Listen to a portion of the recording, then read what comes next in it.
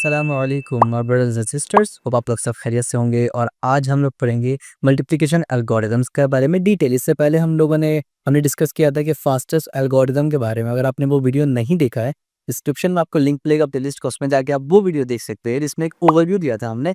आज हम जितने भी मल्टीप्लिकेशन एल्गोरिदम इसमें बताएंगे, उन सब का हाई लेवल ओवरव्यू मैं आपको एक दूंगा। आज डिटेल में उसको डिस्कस नहीं कर रहे। अगर आप लोग कमेंट में करेंगे, मुझे बोलेंगे, तो मैं उसको एक वीडियो को डेडिकेटेड यानी एक एल्गोरिदम को dedicatedly step by step explain करूंगा। लेकिन अभी मैं हाई लेवल ओवरव्यू में 2 से 3 एल्गोरिदम्स जो मल्टीप्लिकेशन के लिए आते हैं, जो कुछ सब्जेक्ट्स में कंप्यूटर ऑर्गेनाइजेशन में आ जाते हैं, उसको मैं एक्सप्लेन करूंगा एक ऊपर ऊपर से high level overview.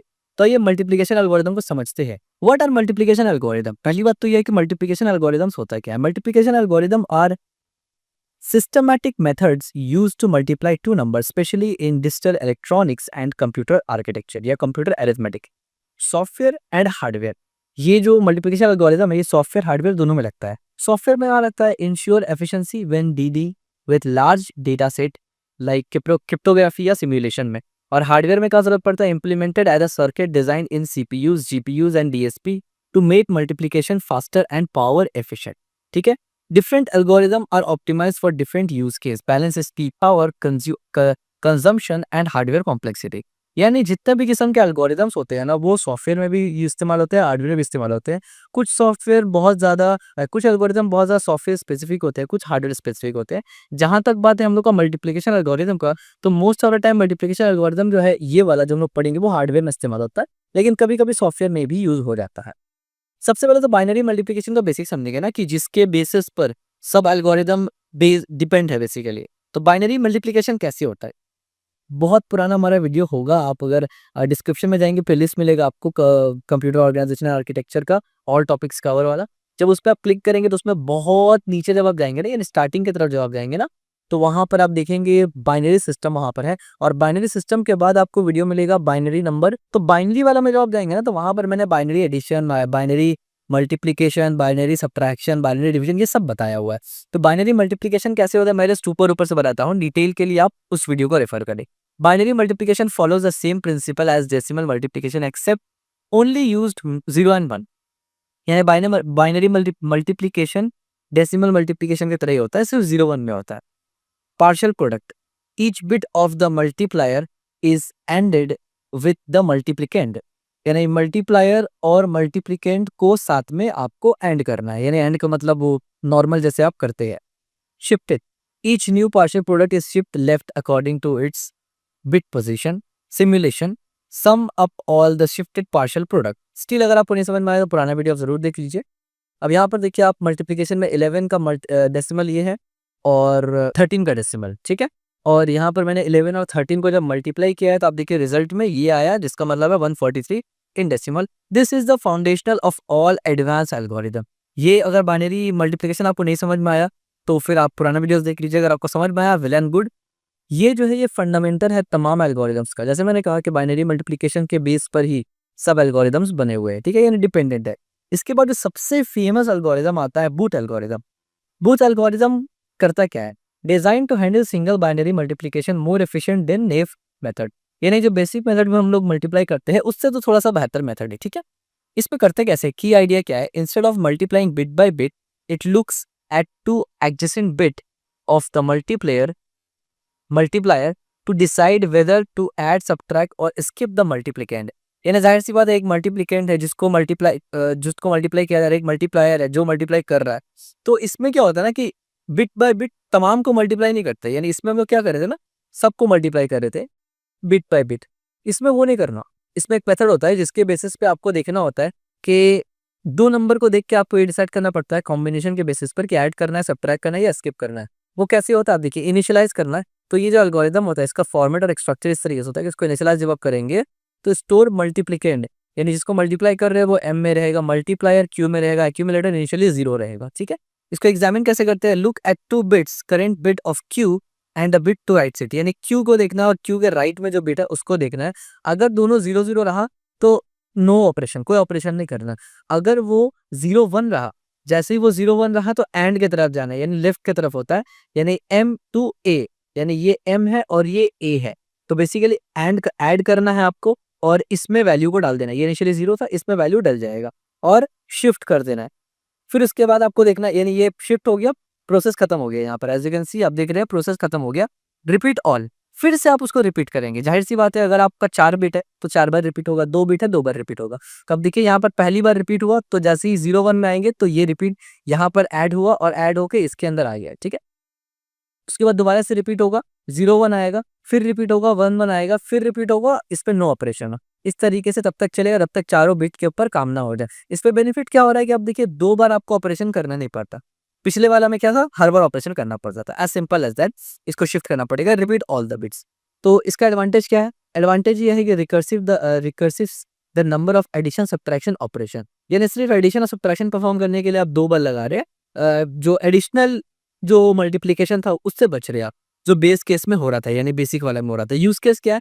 Multiplying signed integer इन सीपीयूज। तो ये एक हाई लेवल ओवरव्यू है। डिटेल अगर इस पर डिस्कस किया जाए तो 5-6 मिनट या 10 मिनट 12 मिनट का डिटेल में हम लोग डिस्कस कर सकते हैं। अगर आप कमेंट करेंगे तो मैं इसके ऊपर ये के लिए वीडियो बना दूंगा कि बूथ एल्गोरिदम कैसे काम करता है, प्लस के साथ, प्लस और माइनस के साथ, और माइनस के साथ। मॉडिफाइड बूथ एल्गोरिदम, अब बूथ एल्गोरिदम को मॉडिफाई भी किया गया है। वो इस तरीके से improve booths by looking at 3 bits at the same time instead of 2। अब पहले वाला एल्गोरिदम जो था बूथ एल्गोरिदम, वो 2 को देखता था। अब इसको मॉडिफाई करके ऐसा बना दिया गया कि अब ये एक साथ 3 बिट का ग्रुप बना लेगा, रिकॉर्ड करेगा और मल्टीप्लाई करेगा। कैसे करेगा? Group the multiplier into overlapping 3 bit groups. उसके बाद क्या करना है? Translate this into value like -2 1 0, इस तरीके से, जैसे नंबर सिस्टम में होता है। उसके बाद multiply and accumulate partial product based on this recorded digits. इसमें क्या एडवांटेज होता है? Advantage reduces the number of steps by having the number of partial product। और इसमें यूज केस क्या है? High speed processor floating point unit, यानी FPU. ठीक हो गया। इसके बाद एक एरे मल्टीप्लायर भी होता है। एरे मल्टीप्लायर एक अलग एल्गोरिथम है। बूथ एल्गोरिथम था एक, और उसका एक्सटेंशन था यानी मॉडिफाइड बूथ। चले गया ये मॉडिफाइड बूथ। इसके बाद एक और एल्गोरिथम आता है, एरे मल्टीप्लायर। ये क्या है? ये combination circuits that have directly implemented binary multiplication using and gate and adder, यानी एंड गेट और एडर की मदद से एरे मल्टीप्लायर जो है वो डायरेक्टली सर्किट्स में इंटीग्रेट किया जाता है। कैसे, किस लिए किया जाता है? मल्टीप्लायर्स का एक एल्गोरिथम है उसके लिए। इसमें एंड गेट का यूज होता है, शिफ्ट का इस्तेमाल होता है, और एडर, यानी एंड गेट, शिफ्ट और एडर मिल के एरे मल्टीप्लायर काम करता है।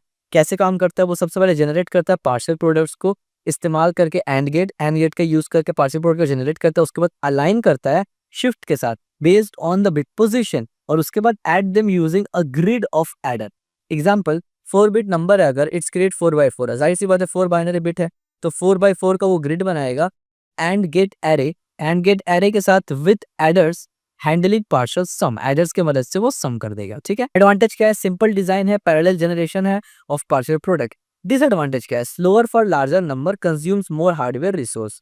ऑफ कोर्स, क्योंकि यहाँ पर आप देखते हैं स्टेप्स बहुत ज्यादा हो जा रहा है और जो कंपोनेंट्स भी लग रहा है वो काफी ज्यादा लग रहा है। Use case, small multiplier in micro controllers. ठीक है। इस तरीके से एक है Wallace tree multiplier, an optimized parallel approach to speed up the summation of partial product। अब पार्शियल प्रोडक्ट जो एरे मल्टीप्लायर जो था उसको भी कुछ लिमिटेशंस था, उसके लिए एक और एल्गोरिथम बनाया गया जो आप बोल सकते हैं उसका मॉडिफाइड वर्जन। वो क्या करता है? पार्शियल प्रोडक्ट है, ट्री रिडक्शन है और फाइनल एडर है, फाइनल एडिशन है बेसिकली। ये क्या करता है? जनरेट ऑल पार्शियल प्रोडक्ट, जितना भी पार्शियल प्रोडक्ट है सबको जनरेट कर लेता है।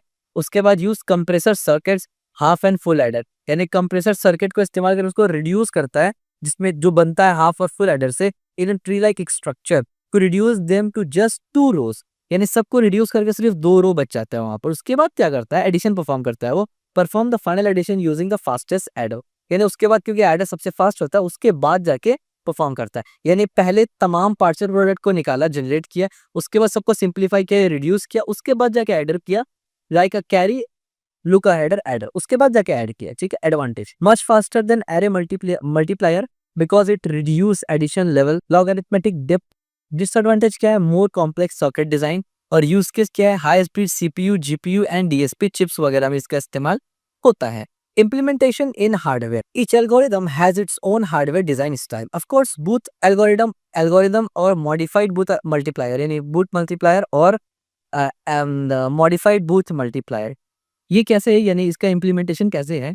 Control logic, decides when to add, subtract और स्किप। यहाँ पर 3 पॉइंट होता है, या तो ऐड होगा, या तो सब्ट्रैक्ट होगा, या तो स्किप होगा, डिपेंडिंग ऑन कितना बिट आपने लिया है। इसका लॉजिक है add subtract unit, arithmetic circuit से ऐड सब्ट्रैक्ट होता है और शिफ्ट रजिस्टर की मदद से शिफ्ट किया जाता है। इसी तरीके से एरे मल्टीप्लायर में क्या होता है, एंड गेट की मदद से जनरेट किया जाता है पार्शियल प्रोडक्ट को, और फुल एडर की मदद से सम किया जाता है पैरेलली। वेल ट्री मल्टीप्लायर में क्या होता है, कंप्रेस सर्किट्स होता है, यानी 3:2 4:2 एडर होता है, रिड्यूस पार्शियल प्रोडक्ट क्विकली, यानी जितना भी एक्स्ट्रा पार्शियल प्रोडक्ट है उसको रिड्यूस करता है, उसके बाद फाइनली उसको ऐड कर देता है। एप्लीकेशन ऑफ मल्टीप्लिकेशन एल्गोरिथम, इसका एप्लीकेशन कहाँ होता है, हमने इससे पहले भी देखा था, काफी जगह इसका एप्लीकेशन होता है, जिसमें क्रिप्टोग्राफी है आगे, जैसे कि RSA CEE use very large multiplication, FTT base और बूथ वेरिएंट वगैरह। सिग्नल प्रोसेसिंग में इस्तेमाल होता है filter, FTT, combinational Wallace tree and Booth algorithm multiplier. इस तरीके साइंटिफिक सिमुलेशन में इस्तेमाल होता है, फ्लोटिंग पॉइंट मल्टीप्लायर और modified Booth algorithm. Embedded system में इस्तेमाल होता है सिंपल एरे मल्टीप्लायर वगैरह। The choice of multiplication algorithm depending on the specific requirement of the application balancing speed, power consumption and hardware complexity. Of course, depend करता है आपका कौन सा प्रोजेक्ट या कौन सा प्रोडक्ट आप बना रहे हैं, उसके बेसिस पर आप एक एल्गोरिथम को चूज करते हैं। समरी, बाइनरी मल्टीप्लिकेशन फाउंडेशन है, partial product plus shift plus sum, ये फाउंडेशन है, जितने भी मल्टीप्लिकेशन एल्गोरिथम है वो उस पर डिपेंड करता है। उसके बाद बूथ एल्गोरिथम सबसे फेमस है, साइंड इंटीजर और फ्यूअर एडिशन। इसके बाद मॉडिफाइड बूथ एल्गोरिथम है, फास्टर फॉर लार्जर ऑपरेंट। इसके बाद एरे मल्टीप्लायर है, जो कि सिंपल है बट हार्डवेयर हेवी है, हार्डवेयर में ज्यादा लोड आता है।